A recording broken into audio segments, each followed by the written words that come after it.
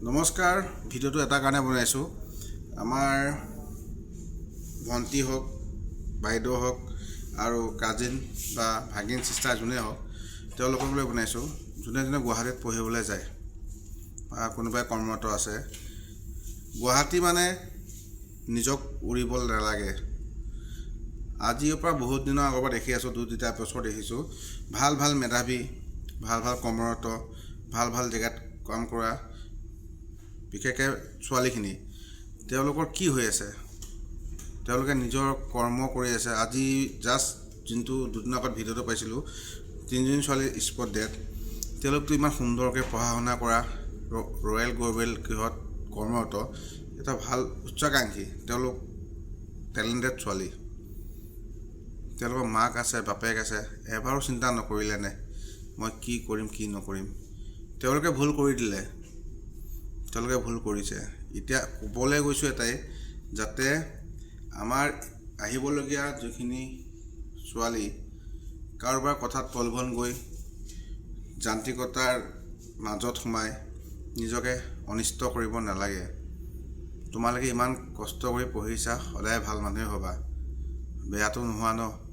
কাৰণ মা দেউতাৰ সপোনখিনি পূৰণ কৰিব হ'লে, নিজৰ সপোনখিনি পূৰণ কৰিব হ'লে নিজৰ ৰাস্তাত থাকিবা।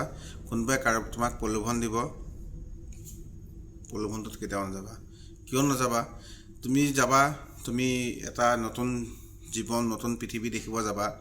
তুমি দেখিবা আহিতে তোমাৰ কিবা এটা হ'ল, কিন্তু এই পৃথিৱীখনৰ মাজত তোমাৰ মা দেউতা বহুত কষ্ট পায়। সেইখিনি কথা তোমালোকে বিশেষকৈ ভাবিব লাগে।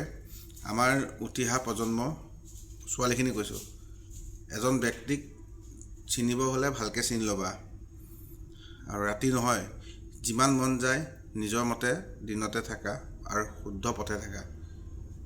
আজি মোৰ ভাগিনো গুৱাহাটীত পঢ়ি আছে, সেইটোও ভয় লাগে, তাইক কোনে কি প্ৰলোভন দিব, কি কৰিব। কিন্তু কথাটো হ'ল, সেই গাৰ্জেনখিনি কৈছোঁ, নিজৰ সন্তানক গুৰুত্ব দিয়ক। আপোনাৰ যোনজন শিৱসাগৰ ছোৱালী কিবি শইকীয়া আছিলে, তেখেতৰ বাপেকে কৈছিলে, মাকক কৈছে ভাত খাই শুলোঁ, চাৰ্জ নাই, লাইন নাই। সেইবোৰ মিছা কথা কৈ পেলাই গাৰ্জেণ্টক চকুত ধূলি দি কৰিলে, কিন্তু প্ৰতিফলটো কি হ'ল? তেখেত আজি ডেটত নাই। কিয় নাই?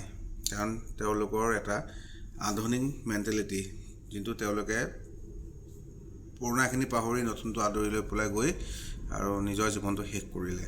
তেনেকৈ আকৌ হ'ব, হৈ থাকিব।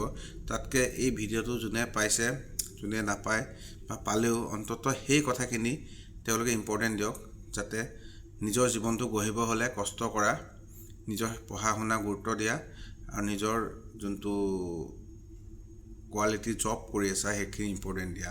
বাকী জীৱনটো সুখ এনেই হ'ব। ভাল মানুহ সদায় আছে আৰু থাকিব, বেয়াৰ লগত কেতিয়াও নাথাকিবা। বাকী ইমানখিনিয়ে। Good night. ভিডিঅ'টো ভাল পালে কথাখিনি বুজিব। Good night, bye bye.